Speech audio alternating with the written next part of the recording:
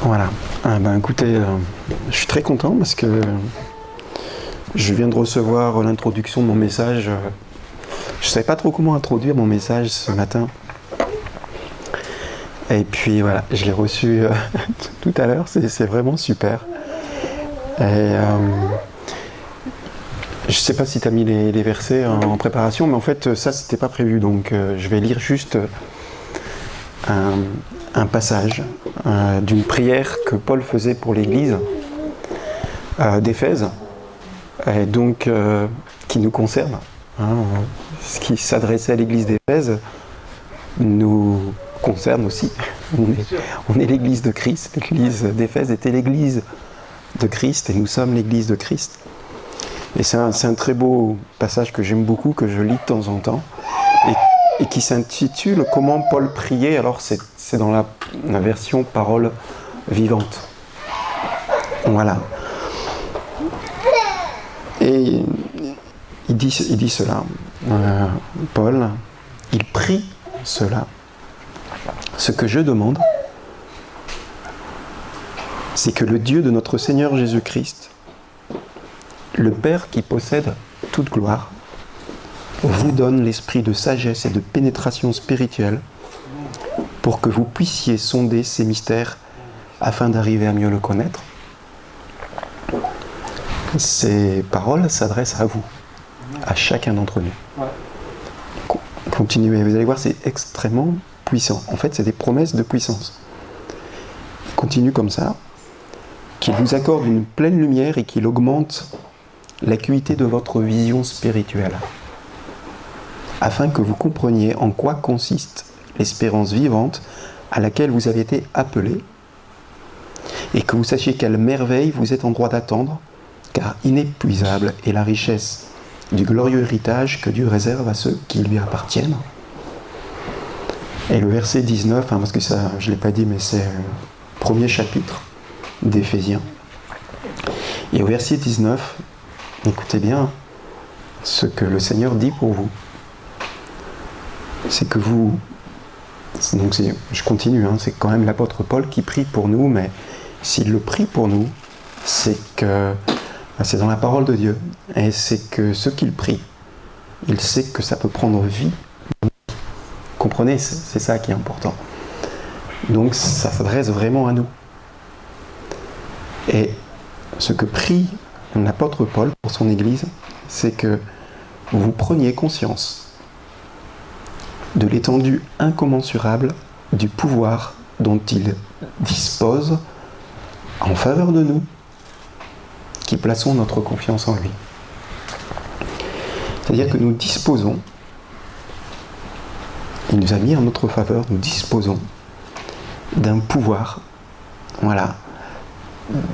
extrêmement puissant. Par ailleurs, dans la parole, il est dit que c'est le même pouvoir, qui est la même force, la même puissance qui a ressuscité Jésus-Christ. Et il dit que c'est à notre disposition. Nous qui plaçons notre confiance en lui. Alors c'est vrai que pour qu'il puisse s'exprimer, il faut d'abord que nous plaçons notre puissance en lui. Alors ça, c'est des paroles. Ce n'est que des paroles, c'est écrit dans la Bible, c'est que de l'encre et du papier. Et ça peut rester lettre morte toute notre vie. Jésus pourtant a promis à ses disciples qu'il ferait des choses encore plus puissantes qu'il faisait lui-même. Franchement, moi j'ai du mal à comprendre, je ne l'ai pas encore vécu dans ma vie. Mais j'aimerais le vivre et je pense que c'est possible puisque Jésus l'a dit. Mais toutes ces paroles peuvent rester lettres mortes toute notre vie si nous ne les saisissons pas. Et un peu, c'est l'objet de mon message. J'ai reçu ça et je dis, mais voilà, c'est là, mais qu'est-ce qu'on en fait de ces paroles ? Est-ce qu'on les saisit ? Est-ce qu'on les saisit ? Est-ce qu'on les croit ? Est-ce qu'on les crie ? Est-ce qu'on les prie ? Parce que moi, l'apôtre Paul, il n'est plus là, vous savez, il ne peut plus prier pour nous. Mais vous, chacun d'entre nous, on peut prier pour nous cette prière. On peut l'apprendre et puis, puisque ce sont des paroles. Et que ce sont des promesses du Seigneur Jésus, que nous avons sa puissance. Il nous a envoyé son Saint-Esprit. Et qu'est-ce qu'on attend? Et en fait, ben voilà, c'est l'objet de mon message. En fait, j'ai l'introduction et la conclusion. Ça m'était donné, et puis c'est vraiment bien. Et maintenant, on va mettre le verset avec lequel j'avais prévu de commencer. Et c'est Matthieu 6,8. Alors, c'est aussi la version parole vivante, hein, mais voilà, il y a d'autres versions. Et si vous pouvez le mettre, je ne sais pas si... Matthieu 6,8.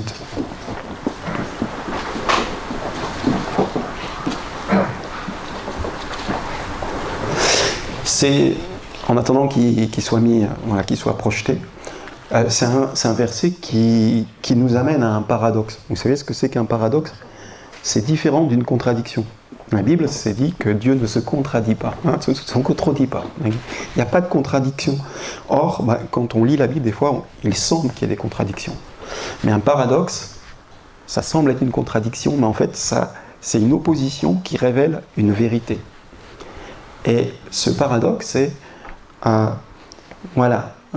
Matthieu 6,8, c'est « Ne les imitez pas, car Dieu, votre Père, sait déjà de quoi vous avez besoin avant que vous lui demandiez. » Alors le Seigneur, il nous demande, il sait déjà de quoi on a besoin avant qu'on lui demande. Mais alors pourquoi il insiste tant pour que nous prions, puisqu'il le sait? Vous comprenez ça? Je pense que vous vous êtes déjà posé la question. Vous avez dit, mais Seigneur, tu sais ce dont j'ai besoin, et tu veux que je prie. Jésus n'a pas arrêté de répéter, voilà, priez, et vous recevrez. Il l'a dit je ne sais pas combien de fois. Mais j'ai dit, mais on aurait pu lui dire, mais Seigneur Jésus, mais pourquoi, à quoi ça sert que je prie, puisque tu sais ce dont j'ai besoin? Et il y a tout un chapitre, c'est Matthieu 6, où Jésus dit, mais ne vous inquiétez pas. Et il prend les exemples, vous savez, Matthieu, ne vous inquiétez pas pour de quoi vous serez vêtus. Vous voyez tout ce chapitre. Il prend l'exemple des lys, comment ils sont habillés, ils sont beaux. Il prend l'exemple des oiseaux, comment ils sont nourris. Il dit, ne vous inquiétez pas. Voilà. Mais il ne dit pas, ça vous sera donné forcément automatiquement. Et c'est ça qui est important de comprendre, c'est que vous allez comprendre comment on va lever ce paradoxe. Le Seigneur nous nous dit qu'il sait ce dont on a besoin, mais il nous demande de demander. Alors pourquoi? Eh bien, alors, c'est un enseignement que j'ai reçu et voilà, ce sont des interprétations, mais voilà, comme disait Pierre il y a 2 semaines, si vous n'êtes pas d'accord avec moi, on en parlera ensemble, mais je pense qu'il y a quand même vraiment des vérités. Si je vous partage, c'est que je pense que c'est quelque chose, c'est une piste sérieuse et c'est intéressant. En fait, pour lever ce paradoxe, pour comprendre pourquoi le Seigneur nous demande de prier alors qu'il sait très bien ce dont nous avons besoin, eh bien, on va faire un petit tour dans Genèse. Et Genèse, au chapitre 1, 26 à 29, alors je ne l'ai pas mis, hein, c'est pas la peine de le chercher, je fais juste un petit résumé pour être plus rapide. Et donc vous pourrez vérifier dans votre Bible, hein, moi c'est sur la version Bible en français courant.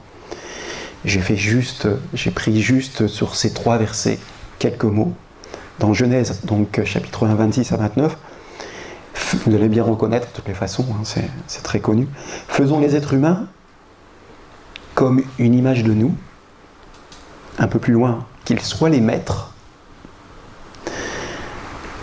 Un peu plus loin, peuplez toute la terre et dominez-la. Un peu plus loin, je vous donne les plantes. Et puis après, bon, il donne les plantes aux animaux, mais bon, s'il nous donne les plantes, il nous donne les animaux. C'est pareil. Et en fait, ce passage nous dit que le Seigneur nous donne la domination sur la terre, la responsabilité de nous occuper de la terre. Et pour appuyer cette idée, nous sommes responsables, il nous confie ça. Et pour appuyer cette voilà cette pensée. Voilà, au psaume 115, verset 16, vraiment, pour moi, c'était pas du tout un hasard, tu as cité le psaume 115. Je trouve ça génial. Et je vais reprendre juste ce que tu as dit. Au verset 1, c'est « Ce n'est pas nous, Seigneur, mais non, ce n'est pas à nous que revient la gloire, mais à toi, pour la bonté et ta fidélité. » Donc, voilà, on met les choses au point. Voilà, hein, à te laisser dans la gloire. Mais regardez, du même psaume, au verset 16, hein, c'est écrit « Le ciel appartient au Seigneur, à lui seul, mais la terre, il l'a remise aux humains. » Au psaume 8, verset 7, toujours en version français courant, c'est écrit « Tu le fais régner », l'être humain, c'est nous, il s'adresse à nous, « Tu le fais régner sur tout ce que tu as créé. » Voilà. Alors, ça a quoi le rapport avec le fait de prier, que le Seigneur nous demande de prier, bien qu'il sache? Eh bien, c'est qu'il nous demande de nous accaparer des choses. Il nous demande d'assumer nos responsabilités. En nous créant à son image, Dieu nous a non seulement, et puis en nous demandant de dominer sur la terre, en nous donnant les plantes, en nous remettant la terre, il nous a remis la terre. Il nous a donné son héritage, cette responsabilité, mais aussi la capacité. La capacité de prendre soin de cette terre, de prendre notre responsabilité. Et alors ça, c'était au début, avec Adam et Ève. Et quand c'est écrit qu'on règne sur la terre, aujourd'hui, est-ce qu'on en est vraiment sûr? Ben non. Qui règne sur la terre aujourd'hui, c'est le diable. Donc au départ, on a reçu cette capacité. Je vous lis 1 Jean 5, 19. Hein. Nous savons que nous appartenons à Dieu et que le monde entier est au pouvoir du mauvais. Ça, c'est aujourd'hui depuis la chute. Mais au départ, le Seigneur nous avait confié la responsabilité. Et vous savez quoi? Eh bien, depuis que Jésus est venu nous donner la vie, qu'il nous a envoyé son Saint-Esprit, c'est à nouveau possible de reconquérir ce qui nous a été volé par l'ennemi.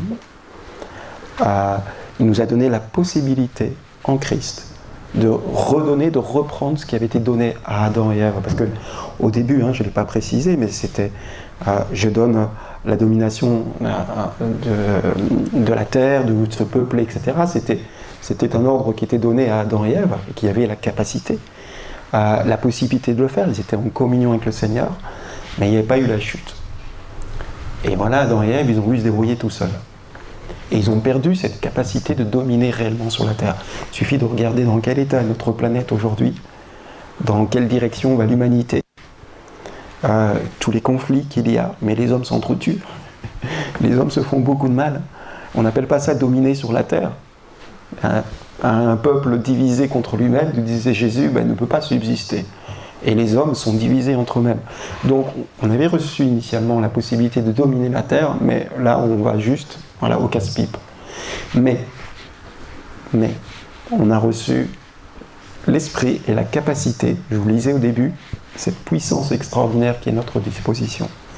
Et ce qui nous a été volé par Satan, parce que, en fait, ce qu'a fait Satan avec Adam et Ève, c'est qu'il a volé leur héritage, il leur a volé leur capacité. D'accord? Ça nous a été volé.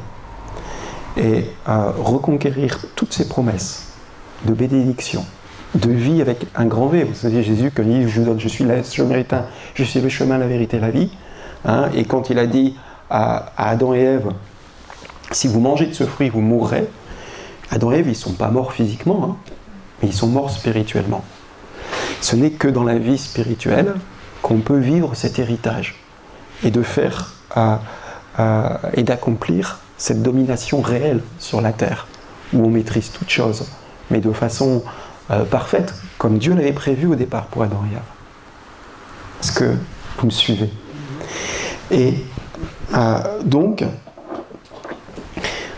nous avons, nous chrétiens, Jésus dit, je suis venu annoncer le royaume des cieux. Et ce qui était prévu au départ, c'était le royaume des cieux, où étaient Adam et Ève. C'était l'expression de la plénitude des êtres humains dans un milieu béni par le Seigneur et protégé par le Seigneur. Et nous avons perdu cette bénédiction, mais c'est toujours à notre disposition. Et c'est ce que dit le passage d'Éphésiens que je vous ai lu au départ. L'inconsommable puissance que Dieu met à notre disposition aujourd'hui, c'est de reconquérir ça.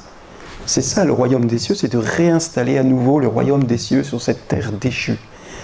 Voilà. Et nous avons cette responsabilité de reconquérir ce qui a été volé. Et comment le faire? L'âme suprême que nous a donnée le Seigneur, c'est la prière. Et si le Seigneur, il nous dit, en fait, comme je l'interprète, maintenant, voilà, on est à vous de voir, je dirais, vérifier dans la parole, mais le Seigneur vous dit, mais si tu ne prends pas position, si tu ne pries pas, si tu ne réclames pas, je ne te donnerai pas. Alors, j'ai reçu un enseignement, je trouve vraiment intéressant, qui me parle beaucoup, qui dit que, eh bien, tout ce que nous, êtres humains, nous, chrétiens, je dis chrétiens, nous ne saisissons pas par la prière, eh bien, il ne se passera strictement rien, et on ne fera pas triompher le royaume des cieux si on reste inactif, sans prier, sans nous accaparer, sans demander. Voilà. Parce que le Seigneur, il dit, cette terre, au psaume 115, c'est marqué, la terre, il l'a remise aux humains. Et le Seigneur vous dit, voilà, elle est entre vos mains. Alors c'est vrai, maintenant il y a l'ennemi qui est surpuissant, mais moi je vous ai donné la puissance de dominer sur l'ennemi, de vaincre l'ennemi, par ma puissance en vous, par l'esprit en vous. Comprenez l'enjeu. Si vous ne faites rien, si vous ne priez pas, si vous n'activez pas le royaume des cieux sur terre par la prière, il ne se passera rien. Et l'enseignement que j'ai reçu nous dit carrément, eh bien, si vous n'êtes pas acteur par la prière, vous êtes serviteur de Satan. Parce que soit vous servez le Seigneur, vous êtes ambassadeur du royaume des cieux, vous saisissez par la prière, vous saisissez par la vie de l'esprit, la puissance qui est à notre disposition, voilà, et vous la mettez en œuvre par la prière, par la puissance de la prière. Jésus nous dit, ce que vous demandez en mon nom, vous le recevrez. Et on peut demander pas mal de choses. On peut demander la puissance, on peut demander la guérison. Vous savez que, voilà, je pense que si je prends l'exemple de la guérison, le jour où on guérit, on prie pour un malade, et il est guéri, si on n'est pas prié, il n'aura pas été guéri. Et c'est vraiment l'expression de la mise en œuvre de notre responsabilité de le faire. Voilà. Mais la guérison n'est qu'un exemple. Alors c'est bien de prier. Souvent on prie, parce qu'on nous dit de prier, et puis on a des réunions de prière, et puis on prie chez soi, c'est une discipline, puis Jésus nous demande de le faire. Et votre prière, alors, a beaucoup plus de puissance si vous comprenez qu'en priant, vous activez la puissance de Dieu dans ce monde. Et que si vous ne le faites pas, il ne se passera rien. Si vous ne priez pas. Donc, vous savez, Satan, il se régale. L'ennemi, le diable, se régale quand il voit une église qui loue Dieu, qui crie, mais sans vivre la puissance de Dieu, sans vivre par l'Esprit de Dieu, mais qui font des prières. Alors, voilà, je vais aborder ça après. Je vais un peu trop vite. Et je voulais, pour appuyer cela, et pour parler toujours autour de la prière, je voulais qu'on lise 2 passages. Non seulement le Seigneur nous demande de prier, mais aussi d'insister. Il parle de ça, de tout ce que je vous dis, il parle dans son enseignement, le Seigneur Jésus-Christ. Et si vous voulez, on va lire un passage qui est dans Paroles vivantes, qui est dans Luc 18, là je l'ai mis. Et on va lire du passage de 1 à 7, des versets de 1 à 7.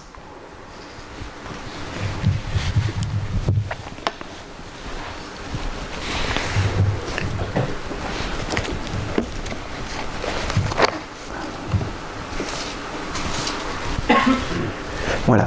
Pour montrer qu'il est nécessaire de prier constamment sans jamais se décourager, Jésus raconta à ses disciples la parole suivante. Dans une certaine ville, il y avait un juge qui ne révérait pas Dieu et n'avait d'égard pour personne. Il y avait aussi dans cette même ville une veuve qui venait constamment le trouver pour lui dire « Défends mon droit contre celui qui m'attaque ». Mais pendant longtemps, il s'y refusa. Mais à la longue, il finit par se dire « J'ai beau ne pas révérer Dieu et me moquer de ce que peuvent penser les hommes, mais cette veuve, elle m'ennuie quand même. C'est pourquoi je vais défendre son droit pour qu'elle ne vienne pas sans cesse me casser les oreilles. » Et le Seigneur, alors ça c'est une histoire que raconte Jésus pour donner cet enseignement, écoutez bien, notez bien comment ce mauvais juge a réagi. Alors pouvez-vous supposer que Dieu ne défendrait pas le droit de ceux qui l'a choisi et qui crient à lui jour et nuit, même s'il s'attarde à les écouter et à leur venir en aide? Alors ça c'est le premier passage que Jésus enseigne à ses disciples, donc à nous, pour montrer que la prière est importante et que non seulement qu'elle est importante, mais qu'il faut persévérer.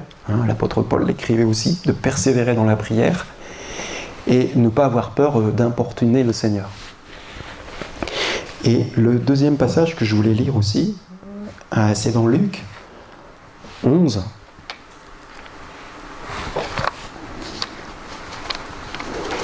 À partir du verset 5, alors moi je l'ai inversé aussi par le vivante, voilà.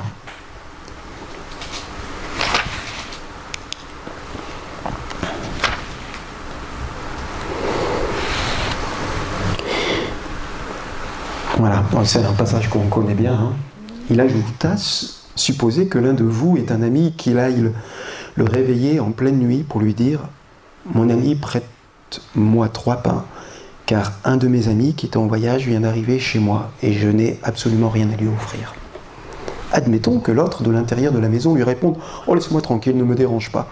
Ma porte est fermée, mes enfants et moi nous sommes au lit, je ne peux pas me lever maintenant pour te donner ce que tu me demandes. » Mais le premier continue à frapper, il insiste. C'est un peu vraiment la même histoire que juste avant, un autre contexte, mais c'est la même chose. Je vous assure que son ami se lèvera, même s'il n'a pas envie de se lever par amitié pour lui donner ses pains.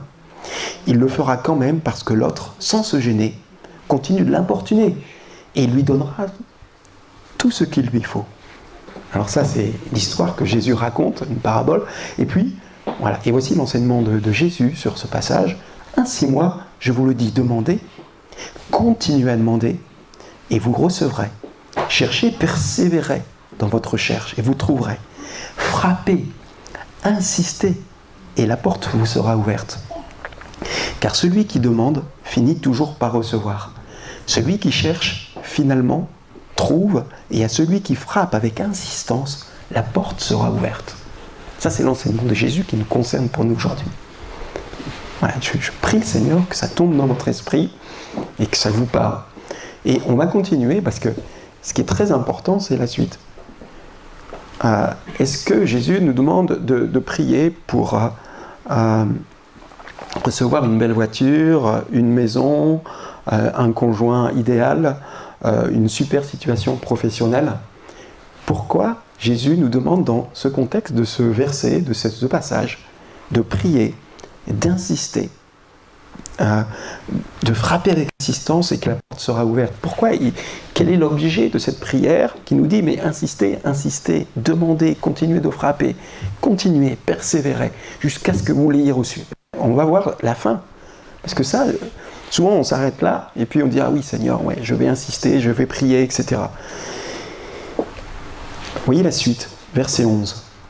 Il y a des pères parmi vous lequel d'entre vous serait capable de donner une pierre à son fils quand il lui demande du pain? Ou bien s'il demande un poisson, lui donnera-t-il un serpent à la place? Ou encore s'il demande à un œuf, lui donnera-t-il un scorpion?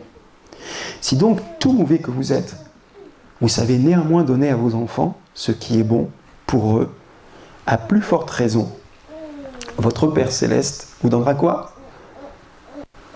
Les dons de l'Esprit Saint à ceux qui lui demandent. Alors ça, c'est vraiment une particularité de Parole vivante de le traduire comme ça. Les dons de l'Esprit Saint, dans quasiment toutes les autres versions, c'est « Votre Père donnera-t-il le Saint-Esprit ?»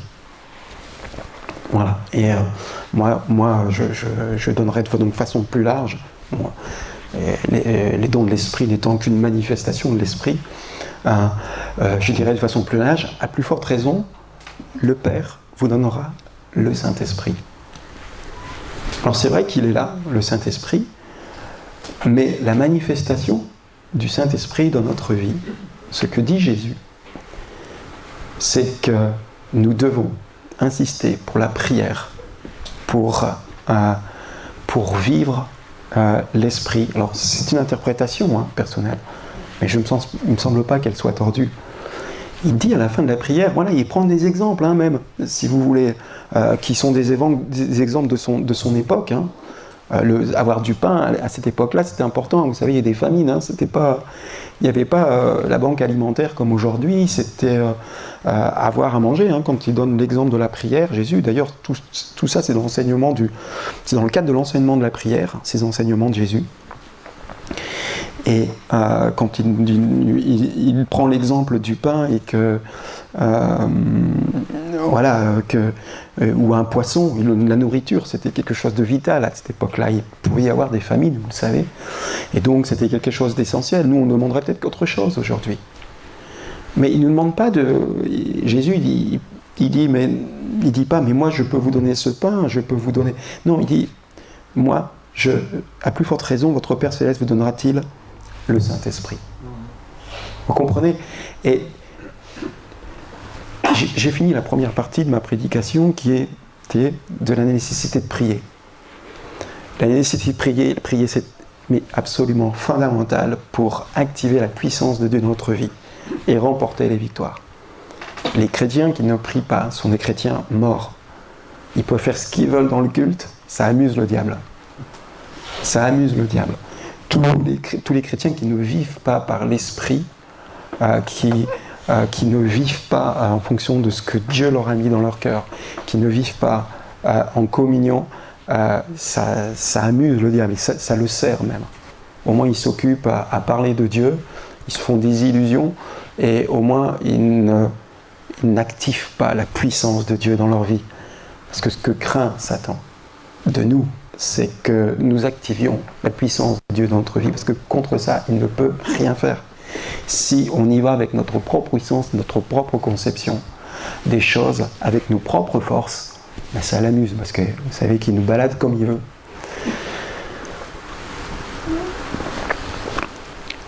Et la deuxième partie de mon message, c'est ok, la nécessité de prier, mais prier quoi? Et ce que je voulais vous dire, et je vais conclure assez vite, parce que je n'ai pas envie de faire un message trop long, j'ai envie qu'on s'arrête presque là. C'est que dans notre prière, il y a une priorité. C'est justement de prier ça. Ce que Jésus nous dit, c'est de prier la puissance du Saint-Esprit dans notre vie.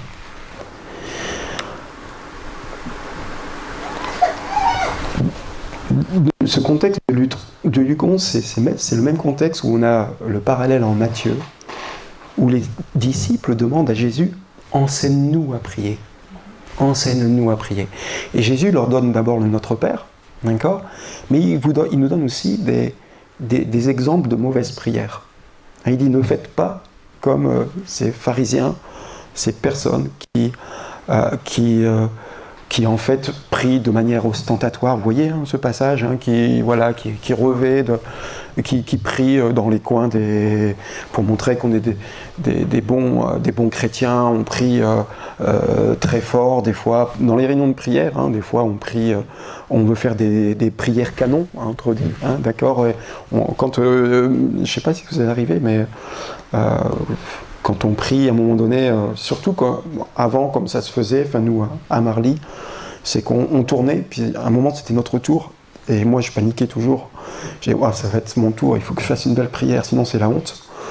Et en fait, là, ma prière a été ostentatoire, parce que même si j'avais pas l'impression de la ramener, puis c'est vrai, je la ramenais pas, parce que je suis pas quelqu'un qui prie facilement en public, mais quand je priais, c'était pour sauver la face. Ça n'avait rien à voir d'une prière sincère adressée au Seigneur. Comprenez ?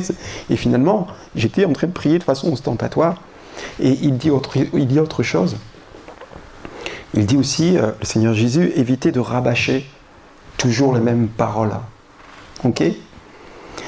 Et alors, mais comment prier ? Bon, j'espère que c'est assez clair, la première partie de mon message, qui nous montre le fondement, l'importance de prier. C'est vital. Prier, c'est faire de notre Dieu un Dieu vivant. Ne pas prier, c'est faire de notre Dieu un Dieu de carte postale ou de je ne sais pas ce que vous voulez, mais voilà, c'est prier, c'est activer la puissance de Dieu dans notre vie, et Dieu est vivant. Sa puissance est à disposition, elle est vivante. Bon, maintenant, Seigneur Jésus nous dit, oui, mais attention de ne pas rabâcher. Alors là, il y a un problème. C'est que franchement, les exemples que donne Jésus dans son enseignement, il dit insistez. Mais quand vous insistez, ça peut être pris pour du rabâchage. Par exemple, vous priez, je prends l'exemple de mon pote André, là, qui continue de prier pour sa femme, pour la guérison de sa femme, etc.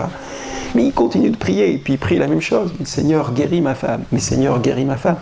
Quelle est la différence entre le rabâchage et la prière efficace, la prière que veut le Seigneur? À quel moment? Je ne sais pas, c'est quand même une question qui n'est pas évidente. C'est comment bien prier? Comment prier de manière efficace? Alors, bon, bien sûr, je vais donner une réponse un peu vague, parce qu'il y a d'excellents enseignements sur comment prier. Il y a des tas de livres qui sont très intéressants, et je pense que vraiment il faut s'en intéresser. Il faut, par exemple, lire les prières de Paul, comme celles que je vous ai lues en introduction, et puis se dire, mais comment il priait, Paul? Et il y a toutes des études qui sont faites, qui sont très intéressantes sur prier, sur la prière. Mais il y a tout simplement un réflexe que nous devons avoir, je pense, quand on rentre en prière, c'est de demander au Seigneur, pour éviter les rabâchages, l'assistance de son esprit. Et je crois qu'il y a fondamentalement une différence entre celui qui prie dans l'esprit, par l'esprit, avec cette conscience, cette demande, cette soif, cette volonté, et celui qui prie selon la manière dont il a entendu, par exemple, son pasteur qu'il admire, qui prie, puis je vais faire pareil, quoi. Et je prie de façon stéréotypée, ou, vous savez, alors là, mais tout le monde est d'accord là-dessus, mais méfions-nous, parce que des fois, on le fait sans s'en rendre compte, mais de faire comme de réciter des Notre Père comme les catholiques demandent de faire, je ne sais plus combien Notre Père et je ne sais pas combien Salut Marie. Là, évidemment, le rabâchage, il nous paraît clair et net, d'accord ? Mais des fois, c'est beaucoup plus subtil dans notre vie. Et comment prier ? Et moi, je ne veux pas faire un enseignement sur comment prier. Il y en aura et vous pouvez en avoir je l'ai déjà dit, dans des livres, et peut-être qu'il y aura des prédications encore dans l'église sur ça, etc. Mais quand on prie, prenons conscience que sans le Saint-Esprit, sans crier à l'Esprit, sans demander au Seigneur l'assistance de l'Esprit, c'est quelque chose qu'on a de plus important à faire quand on rentre dans ce moment. Et en fait, le titre de cette prédication, c'est « Help Saint-Esprit ». C'est Saint-Esprit vient nous aider. Parce que Jésus nous dit que, nous devons insister avant tout pour avoir l'Esprit et la puissance de l'Esprit en nous. Il y a des tas de promesses qui sont attachées à ça. un chrétien sans l'esprit, quoi qu'il fasse, est un chrétien mort qui sert l'ennemi, qui sert le diable. Et comment différencier le rabâchage de la répétition nécessaire quand on prie pour quelque chose, on dit d'insister. Quand Jésus prend l'exemple de celui qui est en dessous pour réclamer le pain, celui qui a la porte fermée, mais il a dû répéter, mais viens, ouvre, donne-moi du pain, viens, ouvre, donne-moi du pain, viens-moi. Et il prend cet exemple, et après il dit, mais rabâchez pas. Et bien je crois que très réellement, si vous entrez dans une disposition de cœur du Seigneur, et en priant, voilà Seigneur, moi je ne sais pas prier, mais Seigneur, Saint-Esprit, viens me guider. Eh bien, je suis sûr que si vous insistez, que si vous réclamez le Saint-Esprit systématiquement quand vous mettez en œuvre pour le Seigneur, comme le dit Jésus dans sa parole, là, à plus forte raison, moi, je vous donnerai le Saint-Esprit. Et ce que je voulais vous dire, c'est que c'est une priorité. C'est ça mon message. C'est que c'est une priorité de prier pour le Saint-Esprit. Est-ce que quand vous vous mettez en prière, vous priez, Seigneur, viens par ton Esprit, j'ai besoin de ton Esprit, j'ai besoin. Quand vous vous levez le matin, Seigneur, parce que là je parle pour la prière, mais c'est exactement la même chose pour la lecture de la Bible. Quand vous lisez la Bible, quand vous prenez la Bible, vous savez, il y a le verset, la lettre tue, mais l'Esprit vivifie. La parole de Dieu est une puissance extraordinaire. Mais si vous la lisez comme ça, sans la soif de voir l'Esprit de Dieu manifester, vous expliquer, vous dire ce que vous devez faire par l'Esprit à travers la parole, tout ça c'est lettre morte. Vous comprenez ? Et c'est comme ça aussi pour tous les actes de la vie, les relations fraternelles, mais help, Saint-Esprit. Viens nous aider, Saint-Esprit. Et tout au début de ce que j'avais reçu, je t'avais écrit, j'ai reçu un message, c'était il faut d'abord prier pour nous. Et en fait, prier pour nous quoi ? Prier que le Saint-Esprit, voilà, vienne tous les matins. Moi, je crois que c'est une très bonne disposition, tous les matins, de demander l'aide du Saint-Esprit. Jésus nous demande d'insister. Regardez, relisez comme ça, un peu comme je vous le présente. Moi je n'avais jamais fait attention à ça. Il demande de continuer de frapper, je vous assure. Demandez, continuez à demander et vous recevrez. Cherchez le Saint-Esprit. Persévérez dans votre recherche du Saint-Esprit et vous trouverez l'assistant du Saint-Esprit. Frappez, insistez et la porte vous sera ouverte. La porte de l'Esprit, de la puissance de l'Esprit de vous. C'est vraiment, à la fin, il le dit bien, vous comprenez ce que je vous dis. J'insiste là-dessus. C'est pour ça que je pense que, d'abord, il faut prier, ok, on a compris, mais qu'il y a une priorité dans la prière, c'est de demander, chaque fois qu'on s'installe avec le Seigneur, le matin, c'est Saint-Esprit, Seigneur, envoie-le-moi. Parce que tout s'éclaire avec toi. Tout s'éclaire avec le Saint-Esprit. On ne peut manifester la vie en Christ que par l'aide du Saint-Esprit. Et c'est une grande particularité que de la foi chrétienne, que cette vie de l'Esprit. Il n'y a pas que ça, mais c'est aussi une grande particularité. Je crois qu'il y a dans aucune religion, je ne suis pas un spécialiste des religions, où il y a vraiment en soi quelque chose de particulier, Dieu en nous, l'Esprit en nous. C'est l'apôtre Paul qui, en écrivant aux Colossiens, au chapitre 1, verset 27, je n'ai pas forcément une bonne mémoire, mais ça je le sais. Il y a un grand secret. Il y a un grand secret dans la vie chrétienne. Vous pouvez le vérifier. Hein ? Colossiens, chapitre 1, chapitre 27. Un grand secret. Et c'est quoi ce grand secret ? C'est Christ en vous. Et tout est là dans notre vie chrétienne si vous voulez qu'elle soit fructueuse. Vous connaissez le fruit de l'Esprit, on ne va pas prêcher là-dessus. Mais c'est assez extraordinaire le fruit de l'Esprit. Mais si vous n'activez pas par la prière, si vous ne prenez pas votre responsabilité, si vous ne le demandez pas à Dieu, vous ne l'aurez pas. Dieu, c'est pour ça que pour revenir à ça, Jésus, il sait ce dont on a besoin. Le Seigneur, il sait qu'on a besoin du Saint-Esprit. Mais il dit, mais maintenant c'est ta responsabilité de le demander. Il est en disposition, il est à ta disposition. Jésus a tout accompli sur la croix. Et après, il nous a donné le Saint-Esprit. Maintenant, on en fait ce qu'on en veut. Soit on vit par l'Esprit, soit on ne vit pas par l'Esprit. Mais si vous êtes des chrétiens victorieux, il faut absolument vivre par l'Esprit. Et vous avez remarqué que ce n'est pas si évident que ça. Vous avez remarqué qu'on n'est pas plein de l'Esprit en permanence. Eh bien, demandez, insistez, vous recevrez. C'est ça mon message. Voilà, c'est fondamental. Je vous en prie, faites-le. Est-ce que vous voulez être des chrétiens victorieux dans votre vie? Eh bien, ça se fera par l'Esprit. Alors, comme Jésus dit, demandez, insistez, persévérez, et ça vous sera donné. Je vous garantis que c'est la vérité. Je vous garantis que votre vie va changer, que votre vie chrétienne va changer, que les fruits vont mûrir, que la puissance va s'inviter dans votre vie, que vous allez installer le royaume des cieux, comme nous demande le Seigneur, autour de vous, en vous, autour de vous. Votre vie va changer. Voilà. Il y a ceux qui vivent par l'Esprit, c'est compliqué, alors demandons au Seigneur qu'il nous équipe, qu'il nous explique, qu'il nous remplisse. Voilà, c'est ce que je voulais partager avec vous.